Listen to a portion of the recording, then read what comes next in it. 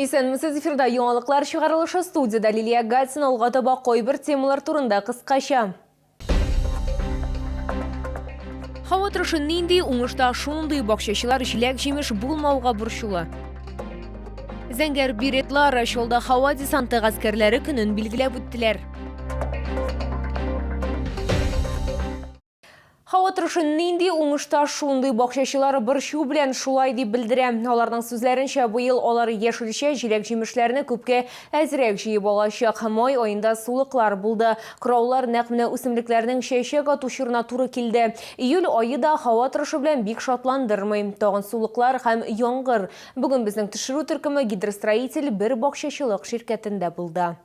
Валентина Перминова тозлау өчен кыяр помидорларын җыя. Бакчачы сүзләренчә, быел һава торышы бик төрле. Язын су баскан, ул бер юлы берничә урамны баса. Ай дәвамында җир кибә алмаган. Шуңа күрә дә яшелчә, җиләк-җимешләрне гадәттәгедән соңрак утыртырга туры килгән. Оннан соң май кыраулары да китереп суга. У нас очень долго стояли воды на огороде, поэтому начали поздно посевную.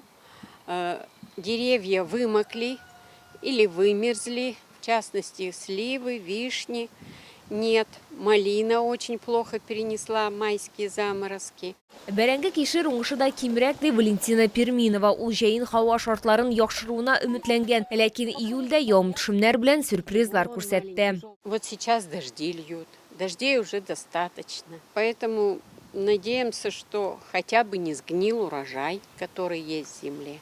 Бакчачылар билгеләп үткәнчә, быел чигендер булмаган, алар уңышны саклап калырга тырышкан, ләкин нәтиҗә юк. Кайберәүләрнең хәтта теплицада да помидорлары булмаган. Шиялар, сливалар бөтенләй юк. Кайсы бер куаклар туңып киптеләр. Кисәргә туры килде күбесен. Шияларның куаклары утыра, но җимешләре юк. Кура юк, кура җиләге юк. Бакчачылар август айында булса да һава торышы аларга мәрхәмәтлерәк булыр дип өметләнә. Югыйсә, алар бөтенләй яшелчәсез калачак. Лилия Гатсина, Эльмира Гайнетдинова, Сергей Вильданов, яңалыклар.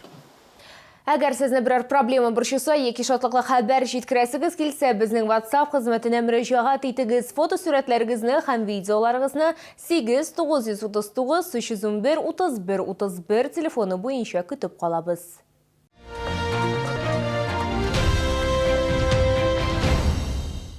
2 августта Шолда һава десанты гаскәрләре оешуга 94 ел тулуны билгеләп үттеләр. Тантаналы чаралар Ватанына мемориал янында, шулай ук Ватан сугышчылары мемориалы янында узды. Канатлы пехотаны безнең төшерү төркеме дә котлады.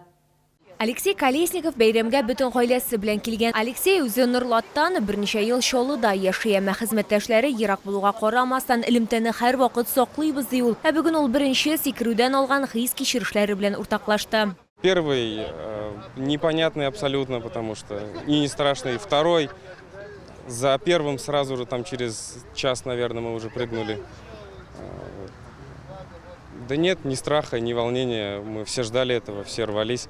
Никого насильно не забирали в ВДВ. Самые элитные войска считаю, потому что с детства видел, восхищался голубыми беретами, тельняшкой, силой, отвагой, не знаю, песни, которые мы слушали, фильмы, которые мы там, сериалы смотрели.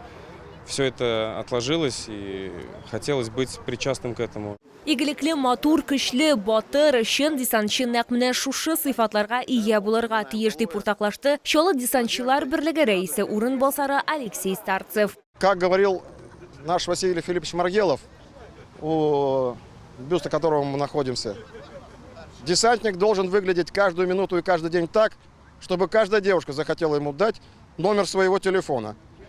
И этого мы стараемся добиваться всяческими силами. Мәсәлән, җиңүне якынайту өчен десантчылар үз көчләре белән гуманитар ярдәм җыялар. Әлфәт Марданов аны шәхси үзе алгысызлыкка илтә. Анда ул инде 10 тапкырдан да ким булмаганы, бүген бәйрәмгә ул шулай ук гаиләсе һәм оныклары белән килгән. Җегетләр генә каршы ала, шатланып. Звонит төшәбез инде бер 10 көн кала. Бөтенесен дә тапшырам инде обычно мин әйберләрне. Бәйрәм азагында 1 минут тынлык белән искә алу булды һәм шулай ук һава десанты гаскәрләре легендасы генералы Василий Маргелов һәйкәленә чәчәкләр салдылар. Лилия Гатсина, Тимур Сафронов, яңалыклар. Шолдан көп балалы ота контракт бойынша қызмет ите. Татарин кушаматлы суғыршы инде ел ярым олғы сызықта. Оның сөзлерінше әлігі исімні ул патриотик хис білен Татарстан екенлігін білгілеу үшін алған. Көптен түгіл Татарин yolға қойты. Бүгін оның yüzін контрактлы қызметке бағышланған баннерларда көруге мүмкін. Оның білен біздің түшіру түркімді ұшырашты. Я отец 7 детей. С самого начала то есть, когда с 2014 года началась вся эта ситуация, конечно же, не безразлично это все было мне. Я наблюдал за этим, я следил, сидел на телеграм-каналах, отслеживал ситуацию, что происходит, куда, как, чему. Вот.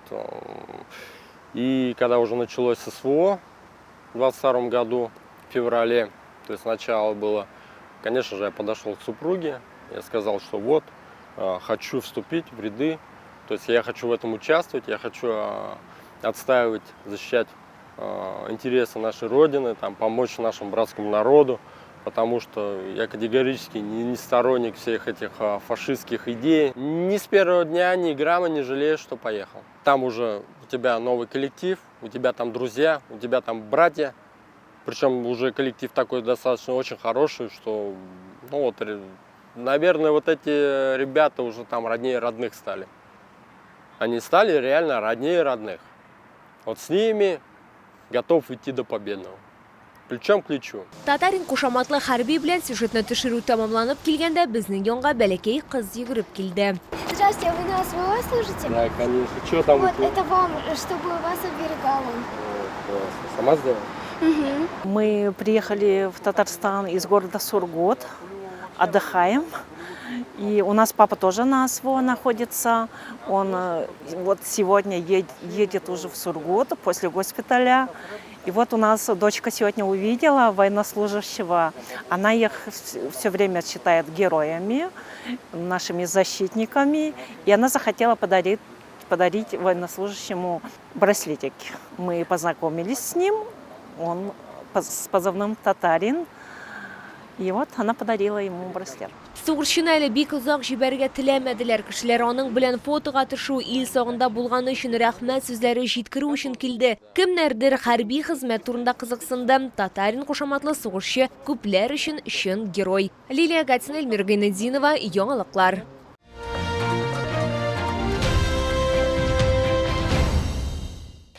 Юбилейга да күп калмады. Күңел радиосы үзенең туган көнен билгеләп үтте. Чаллылар һәм шәһәр кунаклары өчен радио коллективы бәйрәм концерты әзерләде. Энергетик мәдәният сарае сәхнәсеннән татар эстрадасы артистларының хитлары яңгырады. Бүләкләр дә булды.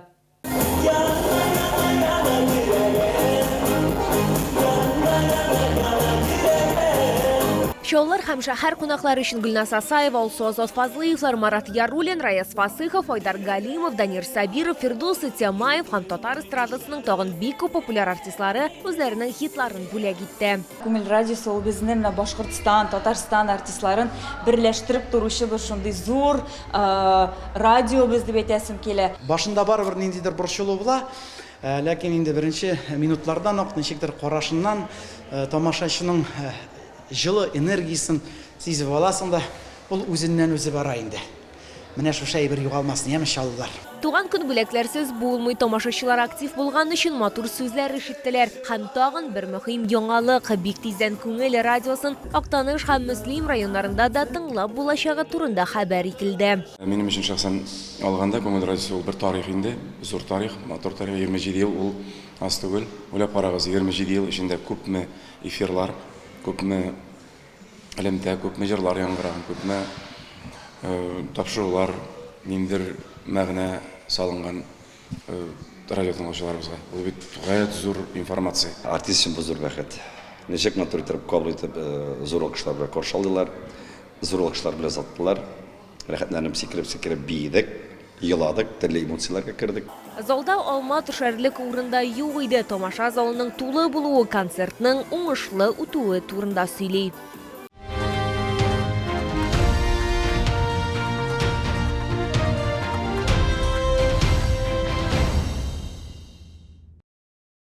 Бу сезгә җиткерәсе соңгы мәгълүматыбыз иде. Мин Лилия Гатина, сезнең белән сау булашам һәм яхшы яллар телим.